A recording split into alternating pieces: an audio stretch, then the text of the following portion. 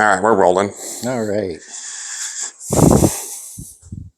This is the 10 p.m., quarter after 10 edition.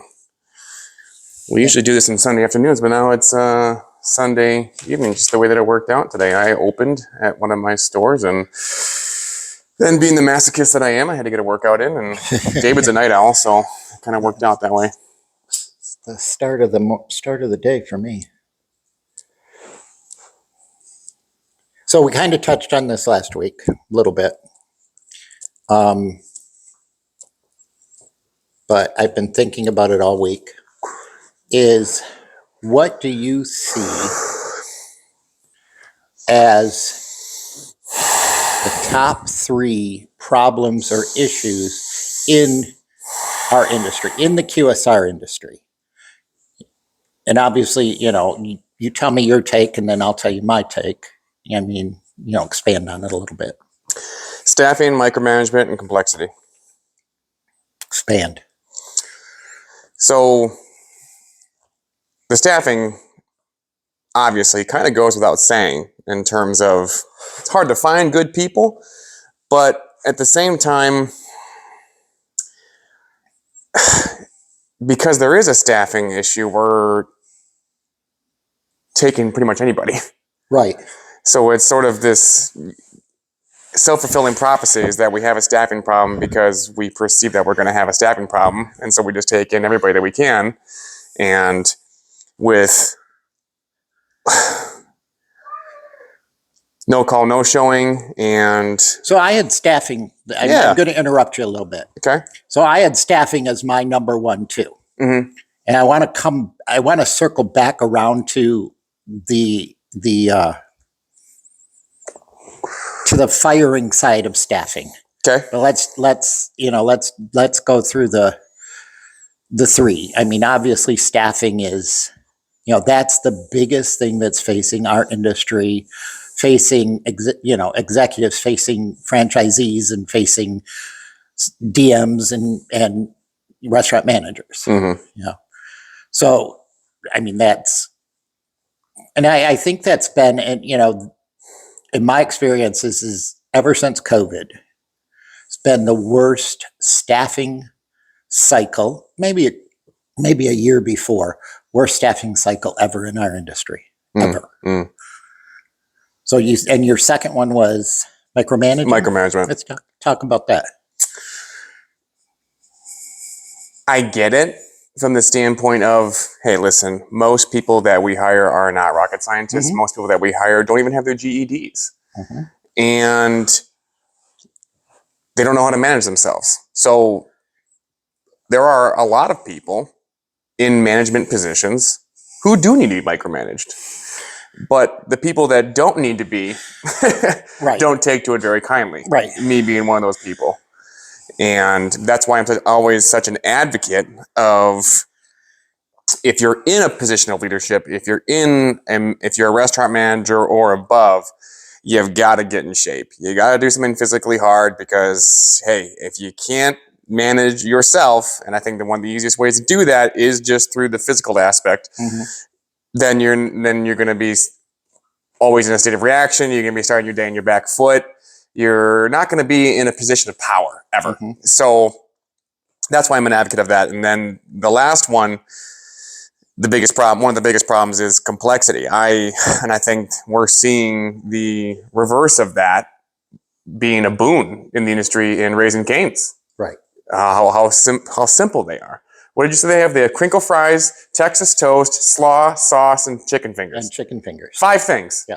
5 things. I mean, you can get this flavored chicken finger, that flavored chicken finger, but yeah, it's basically 5 things.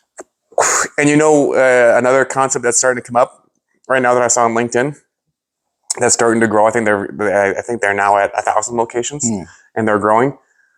Burgers, shakes, and fries. That's the concept name. That's the name of the concept. Burger, shakes, and fries. Burger, shakes, and fries. Yeah, I mean, I like simple concepts, especially in our industry. I like simple concepts. Like you said, we don't hire rocket scientists. Right.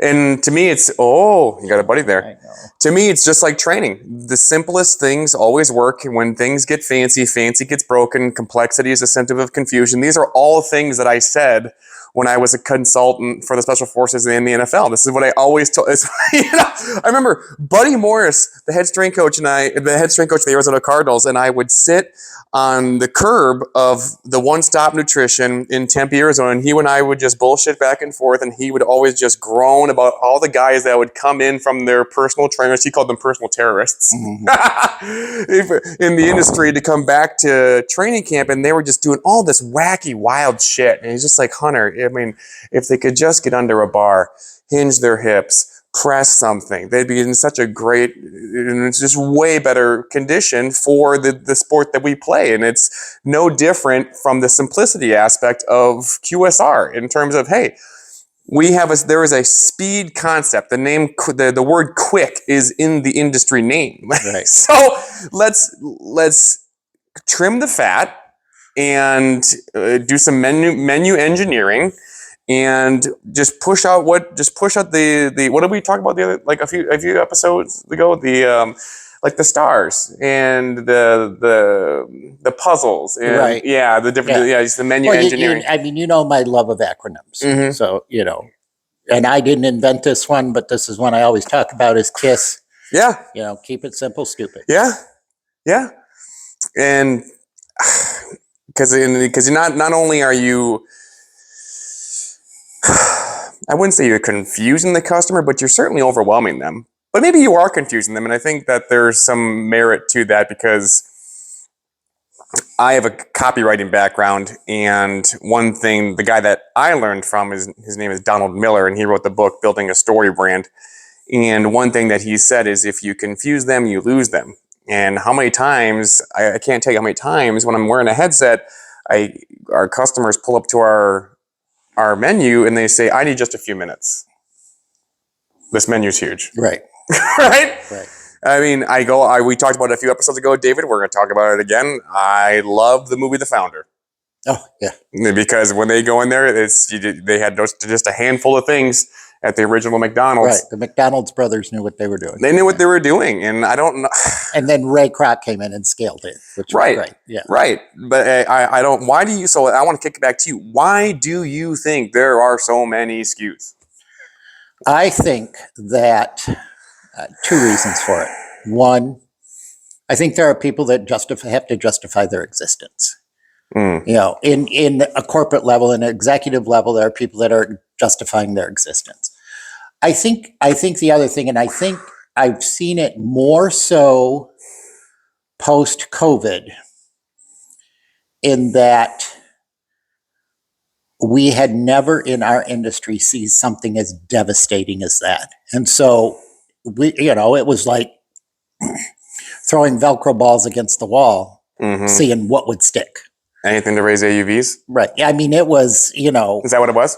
I think, it was raise AUVs. We've never been in as such a competitive market as we're in now. I'm going to interrupt you because we're using some industry jargon that some listeners might not know. What does AUV stand for? Adjusted unit volume. Which is? Or average unit volume. Which is? It depends on if you look at it weekly, monthly. It's the sales for the year. Yep. Okay. Yeah. So I think that kind of stuck in terms of we've never been in a more competitive market. We started 37 years ago. You wanted a sub, you came to us, period. Now you want a sub, you've got how many choices? You want a taco, you've got how many choices? You want a burger, you've got how many choices? You want a pizza, you've got how many choices? I mean, I've never, the proliferation of competitors is astronomical compared to what it was. So I think there's that, trying to maintain market share. Right. And so it's we're going to throw every Velcro ball against the wall and see what sticks kind of mentality.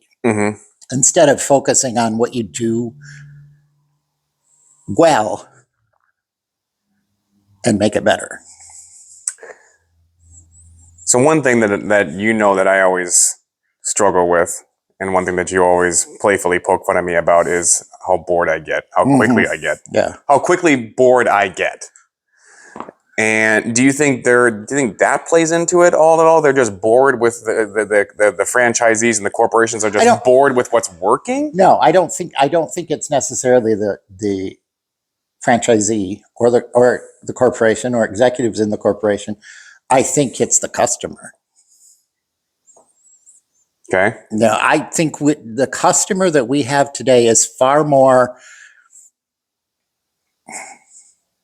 epicurally knowledgeable than they were 37 years ago. You know, the rash of cooking shows and all of that stuff, and you know, Himalayan pink salt. What was that? 38. If you would have asked me what that was 36 years, 35, 34 years ago, or you ask the average Joe on the street, tell me all about, gray salt, Himalayan pink salt, or this kind of sauce, or that kind of sauce, or Chipotle sauce, or, ghost pepper sauce, or this kind of thing. I'm going to get a little philosophical Sure. here, and I want your take on this because I think we've talked about it before on recent shows, is that how much of it do you think is a symptom of instant gratification becoming I do, yeah, a norm? I think it's a little bit of that because you're craving novelty all the time. I think it's that, but I also think it's more, I think the average customer is more knowledgeable today in general about food products. So as I don't agree with that. Just because the people that I serve on a daily basis. But I mean, some of the questions we feel. If you would have asked me or asked the customer 20 years ago, 10 years, maybe 10, what's Chipotle sauce? None of them would know. Today, every customer knows Chipotle sauce. Every customer knows almost every concept has a Chipotle sauce. Yeah. Or something. But I think that's because the consumer has become more knowledgeable and they want it. I saw this on, Facebook, Instagram, whatever. I want Chipotle. Yeah. So I think that is also part of the reason why you're seeing a proliferation in SKUs. I think the first time that I heard Chipotle was on the Chipotle Southwest Steak and Cheese. Oh, really? Back in, I think that, when did that first come out? 2005? 2005? Probably. 2006? Somewhere in there? Yeah. And now, like we said, now almost every concept has something Chipotle in it. And now there's an actual concept that's called Chipotle. Right. So yours are staffing, micromanagement, and complexity. I think we can make things so much simpler. Right. And the more simple we make things, the better it'll be for our people, the better it'll be for our customers. The better it'll be for business. Again, just Bruce Lee it. Keep what is useful, discard what is useless, add what is uniquely your own. Just Bruce Lee the damn thing. I mean. So obviously we look at it from two different eyes, right? So my number one was staffing, as was yours, right? Would you say that yours was a substrate of that, more so hiring, or recruiting and retention? Number one. Okay. Number one problem across the industry, in my mind. I think the number two problem across the industry is unit economics. And by that, I mean margins in the QSR industry are really tight. And one slip up, I mean, you can be killing it in sales and still not be making a profit because of how tight margins are. And more so today than they ever were. I mean, one slip up in food costs, labor is hot, rents keep going up, all of those kind of unit economic things.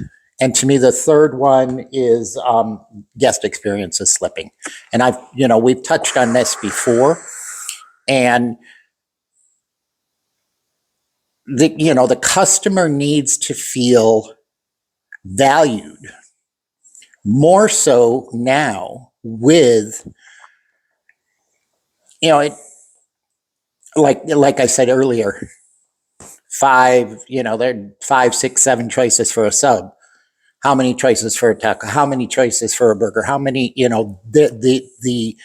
the ability to turn that customer off happens quicker today because they have one little bad experience. It's like, well, I can get my sub somewhere else. I can get my taco somewhere else. I can get this somewhere else. Mm-hmm. So to me, those are the 3 biggies: Mm-hmm. staffing, unit economics, and guest experience slipping. Those are, for me, the big 3. And I think all of those can be answered with a servant leadership, people first model. How do you solve the customer experience piece? I think there's like I just had an experience today with a customer, and I think it's got to be in tandem. It can't all be on the employee, and it can't all be on the customer. Obviously, they're the ones who are darkening the door to give you your money. But I do think there has to be something on their part, as well as ours, to work in tandem to create an experience for each other. And that might be a pie in the sky idea, but again, when you're on the line for 10 hours or for a 10-hour shift and you're serving customer 401, just telling you, when you're tired, when you're sweating and it's stressful and things like that, you're probably not going to approach that 401st customer as you did the first one. So as a leader of the store, and that's true. As a leader of the store, though, how do you keep the morale up in that case? Oh, I mean, like we had today. So the story, I'll tell the story today. So one of my locations, I was at a slower location today, but I'm trying to make up labor for the entire period, which ends next Tuesday. So 8 days from now. And we're going to go perfect. And so that's besides the point. So we ran 3 for lunch today. 3. And you normally run? You got to run at least 5. Okay. At least. So you were down 2 to 3 people. Yeah. All right. So we didn't even have the front counter line set up. It was myself, an 18-year-old kid, and a minor at the window. And we ran green. So green for us is 3 minutes and 30 seconds or less. We ran a 3:16 for the entire day part, which was from 11 to 2. We did 80 transactions. 3 minutes and 30 seconds per customer on average. Okay. Yep, we ran a 3:16 for the average for 80 transactions, 55 cars. Now that's not very busy compared to my other location, which might do 130 cars, but 3 people. Right. Two of them are kids. One's a minor, and we are just, and to answer your question, you treat it like a game. And so I would just keep looking at that clock. It's like, okay, guys, we've got 1 hour to finish this green. We are green right now. We got 1 hour. Okay, guys, we've got 35 minutes. Guys, we got 17 minutes. Guys, we've got 8 minutes to get out of this thing green. So just constantly encouraging, and just don't worry about the screen, because they start looking at the screen. They see red cars. Damien, just keep your head down. Just keep making food, buddy. We're gonna get through this, right? Kelsey, you're doing great. And you guys, I know I'm intense right now. I'm yelling. I'm shouting orders. We're gonna make it through. I'm just trying to lead you guys right now. So just constantly encouraging, I would say, from the morale standpoint. But the customer, I think, has to have some empathy as well, which I think goes into one of your axioms, David, which is everybody's first job should be in QSR. The way that this customer was just ribbing into me, I just finally put my hands up, Dave, and I just said, "You've never worked in this industry, have you?" Yeah. I'm like, I have got 2 kids back here. They are busting their butts, sir. I am happy to comp that meal for you, give you free tacos, anything to do to make it right. And he said some things, and I just said, "You've never worked in this industry, have you?" Like these 2 kids are busting their butts, and it's like So I think there has to be. That's why I said there has to be in tandem. How did that happen? How does that happen? That's my question to you. So, it's funny though, but that story that you just told, you'll think about it, that'll be top of the mind for you. But you said what did you do? 401 cars? What did you do? Oh, for the entire time that I was there? Yeah. Oh, 200? All right. So from 6 a.m. to 4 to 4 but p.m. you'll remember that story, but you won't remember the 199 that just went Yeah. right.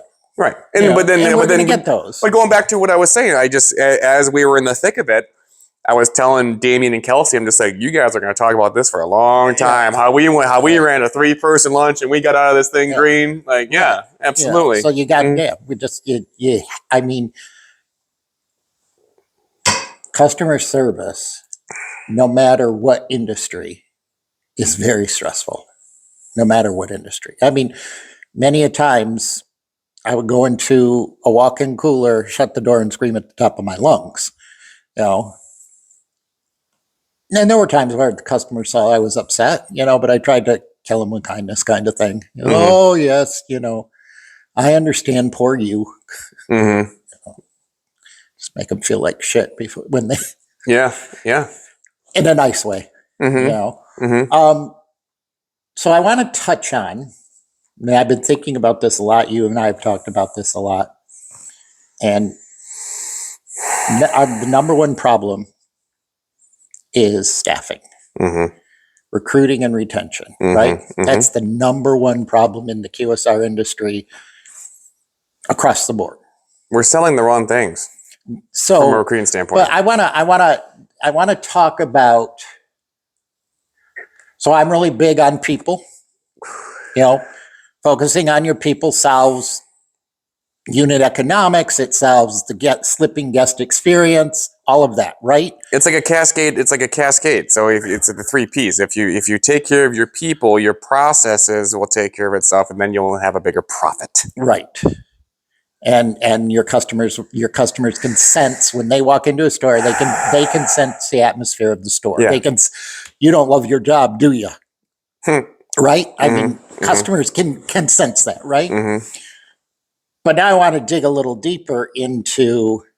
We talk about people first. We talk about servant leadership. We talk about how recruiting and retention is the number one problem in our industry. Recruiting good people, retaining them, pouring into them, developing them, having a great staff solves all your other problems. So your focus, I get really upset with some, like unit economics and whenever we would took over a new store, we bought existing businesses. My first thing when we would go into the business, we'd do our due diligence and look at P&Ls and all that kind of thing. But my first thing when I would visit the store, I wanted to know about the team and who the leaders were. I didn't want to, I wasn't necessarily looking at the economic side of it. What's your food cost? What's your labor cost? What's your rent? What's your, all of the, what's your fixed costs? What's your, that's just math. Right. I wanted to know who the leaders were. That was my first focus whenever we would, okay, we bought this store from this person. It's my first time going and visiting that store, sitting down with the leaders in that store. Tell me about your team. So people solve, your people, good people can solve all the problems. Recruiting and retention, number one issue. But we still have to let people go at times. We still have to fire. But what I'm saying from the recruiting, what I was alluding to, or we're trying to get into with David when it comes to the recruiting piece of it, is we're selling the wrong things. Flexible scheduling is not an attractive thing. Nobody that's the wrong thing. How many posters I go into, whether it's Taco Bell's or McDonald's or Burger King's, and they have recruiting posters that are praising flexible schedules. Yeah. That is not an attractive thing. People like set schedules, Mhm. right? We are creatures of routine. We Right. like habits. We But like to get into. if I'm a college kid and because big percentage of our employees are college kids, right? Yeah. That age gap. I mean, Yeah. we'd have the 16, 17, and 18. So 18 to 21, 22, 23, right? Mm-hmm. And if I say I have a flexible schedule, meaning I can work with your class schedule, Mm-hmm. that's a big sell or not? That's a bigger sell. That's a bigger sell. But people like I think that you need to be saying that people want set schedules. Mhm. Set schedules. I mean, that's one thing that we were able to do at one of my locations because we have so many managers there is that they all have set schedules. Right. They all work the same times every single week. People like that. Right. Right? I mean, at my other location, which is slower, we have half the managers at that location. Yeah. Everybody's this. Right? Yeah. Everybody's tired all the time. And that's a recipe for burnout. I think set schedules for managers is important. But I want to talk a little bit more about firing. Okay. Acronym LOVE again, right? Mm. When you lose hope, hope is the acronym. Okay. So you're going to get fired if you are harming the team. Okay. And by that, I mean you're toxic. Mm-hmm. Your role as a manager is to protect your team. Mm-hmm. So if you have a teammate that's toxic, Mm-hmm. that's harming the team, constantly full of drama, that's a problem. Mm-hmm.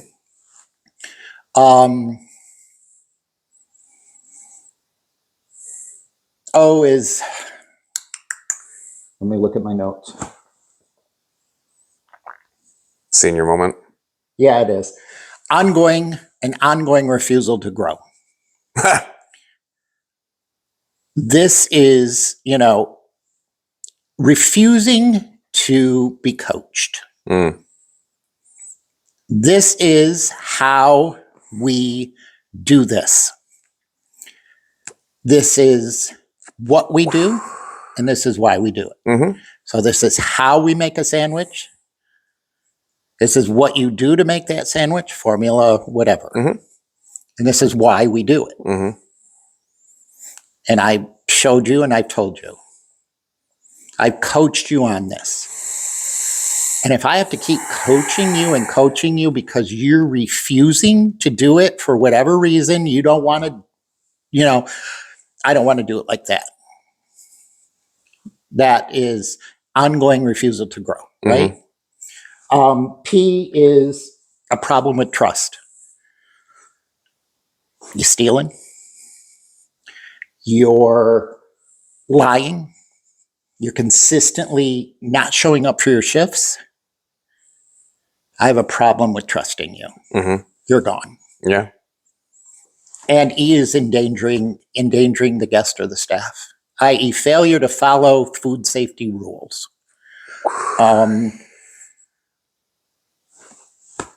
These are the food safety rules.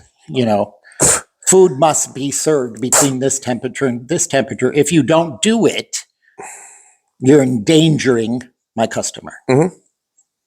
So if you're harming the team, ongoing refusing to be coached to learn, mm-hmm.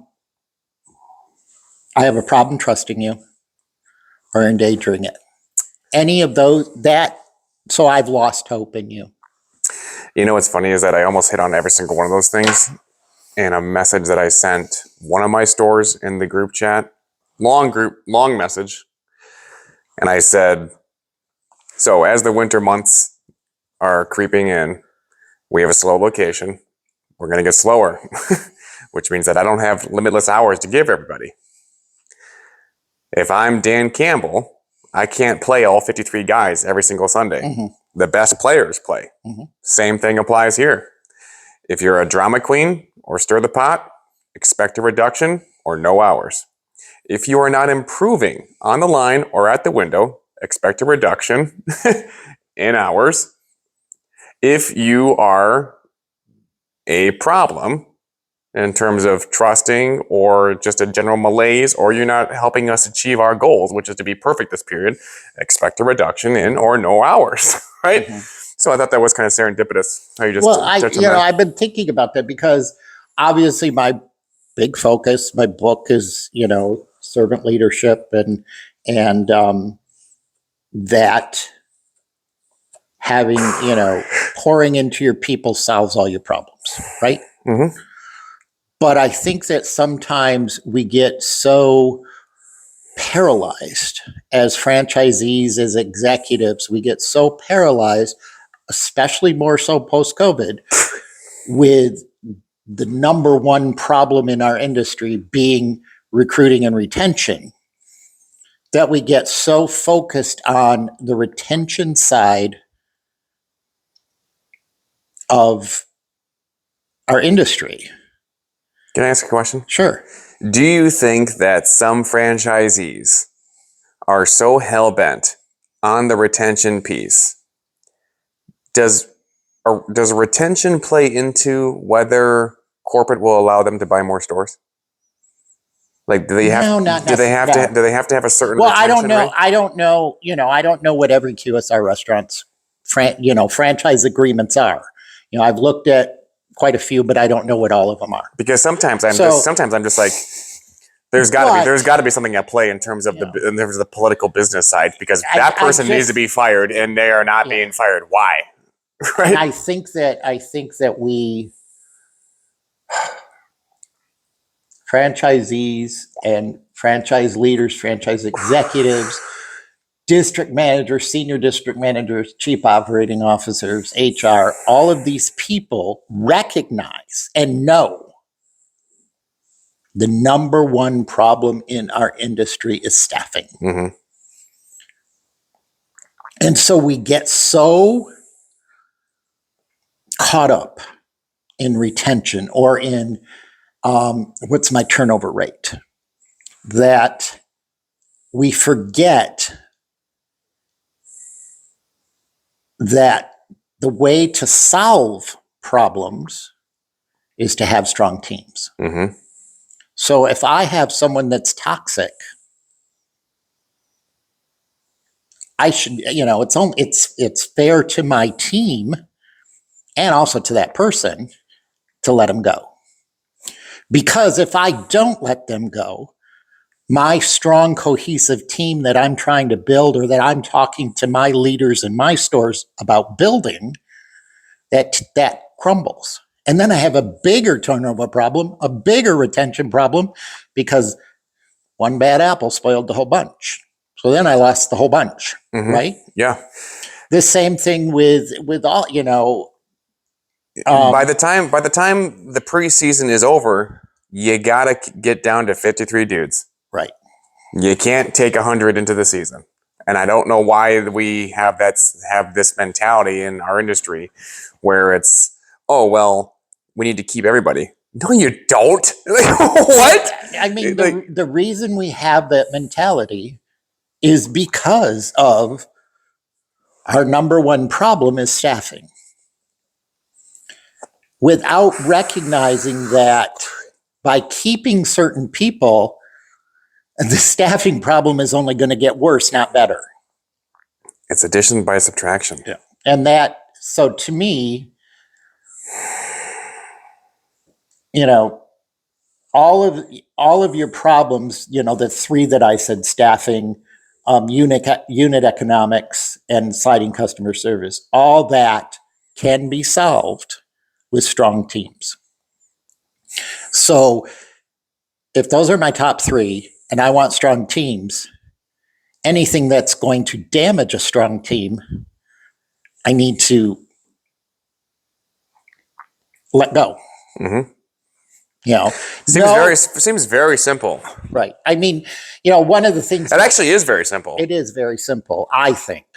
But like you said, and people have told me, and all of that is we think differently. I've never seen a successful franchisee cut their way to health. Explain that. Cut their way My to health. labor is through the roof. Cut. My food cost is through the roof. Cut. Yeah. That you solve that with strong teams. Mm-hmm. You have a strong team, they're going to solve the food cost problem because they're better at waste. They're better at controlling waste. Mm-hmm. They're better at generally, if you have a strong team, they're faster. So they're faster. They're better at controlling waste. They are better at they're problem solvers because you've empowered. We talked about empowered last week. So they're problem solvers. Yeah. This is goal is always to build a strong team in the store. Mm-hmm. Everything gets fixed at the store level. Right. Period. And it gets fixed by having a strong team. I feel very strongly about that. Everything gets fixed at the store level. No, I mean, anything above the store level, their role is to support the people in the store. The higher up you get, the more of a servant you become. Exactly. Oh, yeah. Mm-hmm. I mean, there's the manuscript for you to read. I talk about that a lot. Mm-hmm. That the higher you are, the lower you are. Yeah. And that I think that's the model of a good leader. Mm-hmm. And so my role is to support the leader in the store. Mm-hmm. That is my role. Yeah. To protect the leader in the store, to make sure that he or she is the right leader for that location, Mm-hmm. to make sure to coach with them on building a strong team. Mm-hmm. Now, my idea of a strong team and their idea of a strong team may be two different things. Yeah. But if I trust them, then it's their team. It's not my team. Mm-hmm. They need to make the decisions on hiring. They need to make the decisions on firing.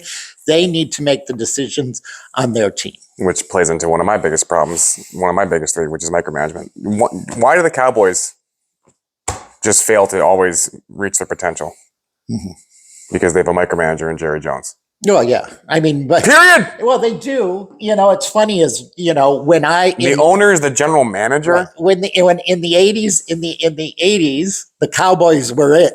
Right. They were the team. Mm-hmm. When I was young, mm-hmm. everybody was a Cowboys fan. And then you just see the slide and, But what happened? Yeah. Jerry started getting into it and Jimmy Johnson was like, what? Right. And so then they had that schism, right? I mean, but Jimmy Johnson was that dude, right? He did not need to be micromanaged, obviously. So, it's everybody above a restaurant or a unit manager, any position above that or any auxiliary position, their role, including the owner, the franchisee, their role is to support that restaurant manager. Mm-hmm. Period. It seems very simple. Period. People know what to do, but they don't do what they know. And I've seen too many franchises and franchisees fail because of the mindset of, we'll cut our way successful. We'll cut our way to profits. We'll cut our way to health. Mm-hmm. And that's why when we would take over a store, I was less, the store's food cost is through the roof. Well, that will be solved. Their labor's through the roof. That will be solved. My first thing wasn't to go into a new location and immediately say, I want your food costs cut by 10%. I want your labor costs cut by 5%. I want, this, and this. My first thought was, who's leading the store? Mm-hmm. Let's sit down. I want to sit down and have a conversation with whoever we acquired as a team, are they the right person for this? Are they the right team? Are they the right leader? That's my first evaluation. So I bought stores that probably other franchisees would have run away from just by looking at the P&Ls. But it's like, okay, I think we can turn this store around if I get the right team in there. Yeah. So when you did that, what was your approach? So, okay, I think we can turn the store around if we get the right team in there. What's your first move? My first move was to see what the team is like that we already have there. Is that team a team that has potential? If we give them the right tools, we pour into them, we give them some direction and autonomy. Can they run with that and tighten things up? Or this is the wrong leader and I'm going to have to find a new leader. How do you measure those things objectively about a person's strength in that particular concept, be it Subway, when there isn't things like speed metrics involved? So I'm just looking at leadership. Yeah. All right. So I want to know, is this leader the hives? Like we talked about hives before. Yeah. Are they humble? Do they have integrity? Do they have a vision? Do they have empathy? Are they self-aware? I wouldn't sit down necessarily and tick, tick, tick, tick, tick, tick, tick, It was just... You intuit it. Yeah, you do intuit it a little bit. We talked about this before, a 70-30 kind of thing. 70% of our conversation when I'm sitting down talking with you isn't about the business. No. It's, hey, tell me about, how's it going? How's football going? Yeah, one of the first conversations that you had with me when you appointed me manager over that one unit in Jenison, initially that was back in November of 23. One of the first things you said to me is, I can still remember it. You sat down and you said, you and I are not going to be talking about making sandwiches. I want to get to know you. Okay. Right? No, right. We're not going to talk about how to make an Italian BMT. That's not what this is about. No. On Wednesdays. No. Right? Yeah. So 70% is initially too, but 70-30. 70% is we're just going to talk. Yeah. And 30% is going to be about business. Why do... Well, actually, it was what I said to my wife last night. I was about to ask you why good people leave, but that's not the question. It's why bad people are allowed to stay. Bad people are allowed to stay because of the fear of paralysis over the number one problem in the QSR industry, recruiting and retention, turnover rates. That's why bad people are allowed to stay. But in doing so, you do lose phenomenal people. Exactly. So why do good people? What do we do about that? And that's why good people leave, is because bad people stay. Good people leave because they see. More than that, it's even worse than that, David. It's not because bad people are just kept. Bad people make bad decisions and then are rewarded for those bad decisions. Yeah. Down is up. Yeah. And I tell this story in my book, and you'll admit that this is one of my weaknesses, is that I probably held on to people longer than I should have. Because not because of a fear of them leaving or the concern about retention, more about, did I fail in not providing them enough tools? Did I not coach them well enough? Those kind of things. We had an employee that worked for us 10 years. So she was with us for a decade, and she was a good leader in in the unit that she was at. She was a good leader. But it came to light that she had a drinking problem. And And it was enough that it was noticeable by myself, it was noticeable by her staff. Mm-hmm. And I saw I had seen the potential, and she had demonstrated that potential. Mm-hmm. So I said, well, we're going to, out of our own pocket, we're going to pay for counseling. We're going to send her to we're going to pay for all of that stuff. She doesn't have to claim it through insurance, nothing. I'll just write a check for it. Mm-hmm. And, trusted her to go to the classes, and I'd write the check and pay the bill, and she'd, do this and do this. And eventually, she couldn't solve it. The problem continued and couldn't solve it. And so then we ended up letting her go. I had a similar experience. But